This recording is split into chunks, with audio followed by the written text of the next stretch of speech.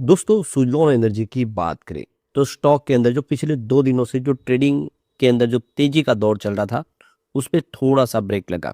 आज भी positive closing तो हुई है लेकिन तेजी नहीं बनी। तो उसके पीछे सबसे बड़ा रीजन है बाजार में जबरदस्त गिरावट। आज पूरा दिन ही आप देखिए गिरावट का सिलसिला था, जिसकी वजह से जो प्रॉफिट बुकिंग शुरू हो गई और सुज़लोन ने पिछले दिनों में काफ़ी अच्छी तेजी बताई 2 दिनों में। तो उसका या फिर किसी बड़े वन हाउस ने कुछ प्रॉफिट बुकिंग भी की है।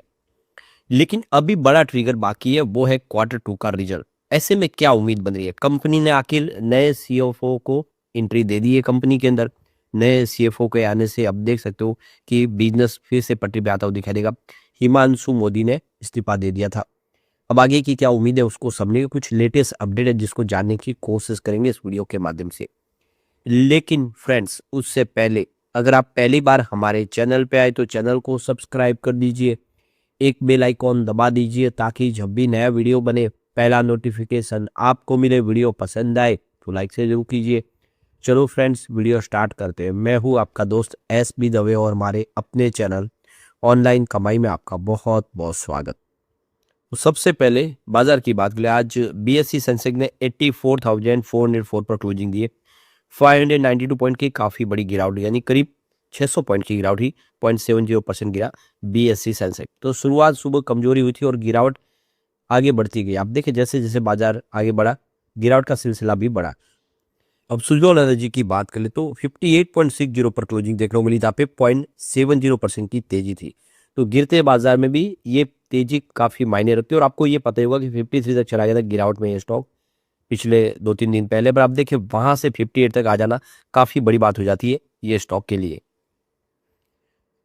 अभी आप एक गौर करने वाली बात है कि सुबह जो शुरुआत है वो दबाव के साथ देख सकते हो हुई थी, कोई खास तेजी देखने को मिली। यानी आप देखिए क्लोजिंग कल की 58.19 के आसपास थी। आप देख सकते हो यहाँ पे क्लोजिंग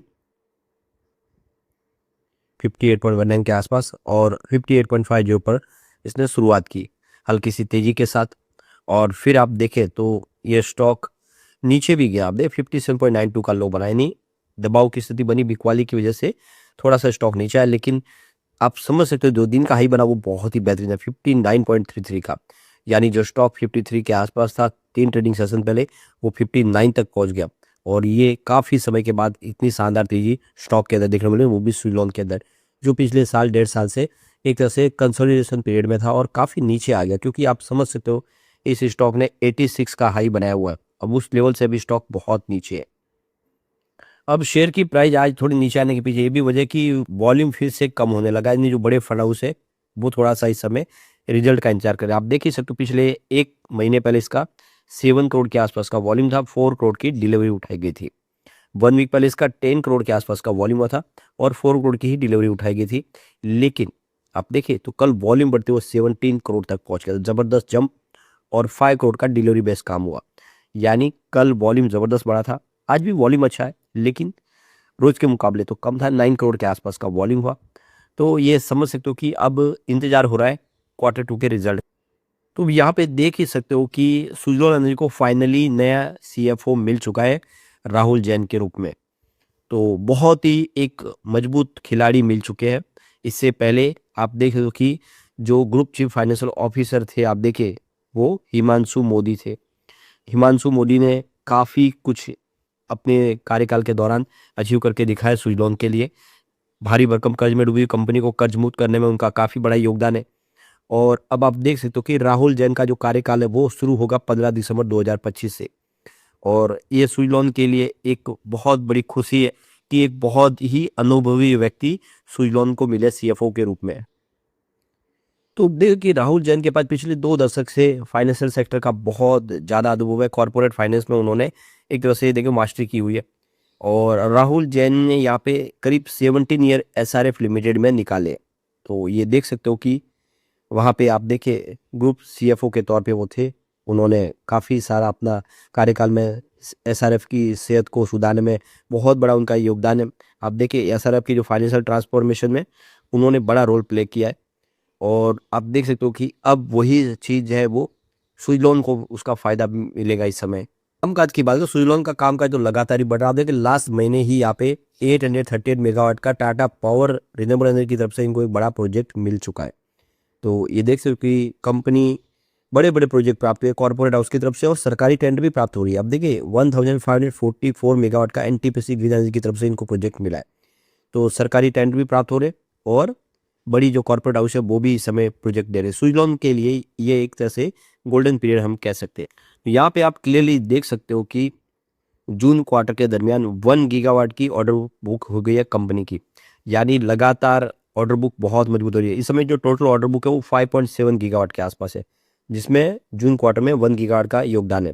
तो इस समय एक रिकॉर्ड लेवल पे इनकी ऑर्डर बुक, और आप देख सकते हो कि ये इन्होंने जो डिलीवरी भी किया लास्ट 10 क्वार्टर में, उसका एक हाईएस्ट अचीवमेंट इन्होंने दिखाया। करीब 440 मेगावाट की डिलीवरी Q1 के दौरान उन्होंने की है, और ये एक बड़ा अचीवमेंट है। 10 क्वार्टर के बाद इन्होंने करके दिखाया, तो एक माइलस्टोन अचीवमेंट है।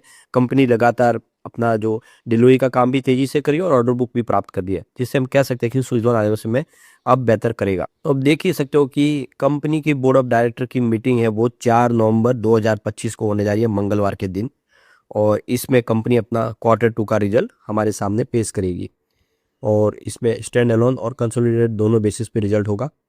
तो 30 सितंबर 2025 का कार्यकाल पूरा हो चुका दो Q2 का, और Q2 का रिजल्ट अब हमारे सामने आने जा रहा है। तो अगर हम बात करें जून क्वार्टर की, तो कंपनी का जो रेवेन्यू है वो 2843 करोड़ के आसपास था। ऑपरेटिंग एक्सपेंसेस 2396 करोड़ के आसपास रहा।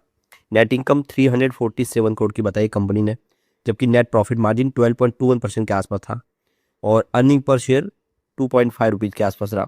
एबिटा कंपनी का देख सकते हो 613.60 करोड़ के आसपास रहा, और इफेक्टिव टैक्स रेट इसकी 27.89% के आसपास रही। अगर हम पिछले 4-5 सालों का प्रदर्शन देखें तो सुजलॉन ने बहुत ज़बरदस्त अचीवमेंट किया है। आप देखिए 2021 में कंपनी का जो टोटल यहाँ पे रेवेन्यू था वो मात्र 3345 करोड़ के आसपास था, जो लगातार बढ़ते हुए आप देख सकते हो कि 2025 में 10,889 करोड़ तक पहुंच गया। काफ़ी ज़बरदस्त जंप देखने को मिला है, और पिछले 4-5 सालों में आप ये क्लियरली देख सकते हो कि रेवेन्यू लगभग 3 गुना बढ़ा है। बात कर ले प्रॉफिट लॉस की, तो 2021 में प्रॉफिट जो वो लगभग 100 करोड़ के आसपास था। 2022 में 166 करोड़ का लॉस भी हुआ था, लेकिन 2023 बहुत ही शानदार रहा। 2887 करोड़ का ज़बरदस्त प्रॉफिट हुआ, और फिर 2024 में प्रॉफिट गिर के फिर 660 करोड़ के आसपास आ गया, काफ़ी नीचे आया। लेकिन 2025 फिर से शानदार रहा, और कंपनी का प्रॉफिट 2071 करोड़ के आसपास रहा है। तो इसमें अप डाउन तो हमें काफ़ी देखने को मिला, लेकिन अगर हम 2021 से कंपेयर करें तो ये प्रॉफिट ज़बरदस्त बढ़ा है, और ये आप देखिए 100 करोड़ के आसपास जो प्रॉफिट था 2021 में, वो 2000 करोड़ को क्रॉस कर गया है, कई गुना बढ़ गया है प्रॉफिट, और ये आंकड़े वाकई उत्साहवर्धक है। तो इसी तरह से ईपीएस में अप डाउन काफ़ी देखने को मिला। आप देखिए 2021 में 0.14 रुपीज़ के आसपास था, जो माइनस 0.22 रुपीज़ के आसपास पहुंचा 2022 में, और 2023 में 2.64 रुपये तक पहुंच गया। 2024 में ये 0.5 रुपीज़ के आसपास था, जो 2025 में फिर से 1.52 रुपये तक पहुंच गया। यानी अब आप देखें तो काफ़ी बेहतर प्रदर्शन करता हुआ दिखाई दे रहा सुजलॉन। और कुछ बड़े फंड हाउस जिन्होंने निवेश किया, और जिसमें Motilal Oswal large and mid cap का सबसे बड़ा निवेश है, करीब 409 करोड़ का इन्होंने इन्वेस्टमेंट किया हुआ है। उसके बाद अगर आप देखें तो यहाँ पे Canara Robeco large and mid cap ने 218 करोड़ का इन्वेस्टमेंट किया है, और उसके बाद आप देखें मीरे एसेट मिड कैप ने यहाँ पे 215 करोड़ का निवेश किया है। यूटीआई मिड कैप फंड ने भी 165 करोड़ का इन्वेस्टमेंट किया है।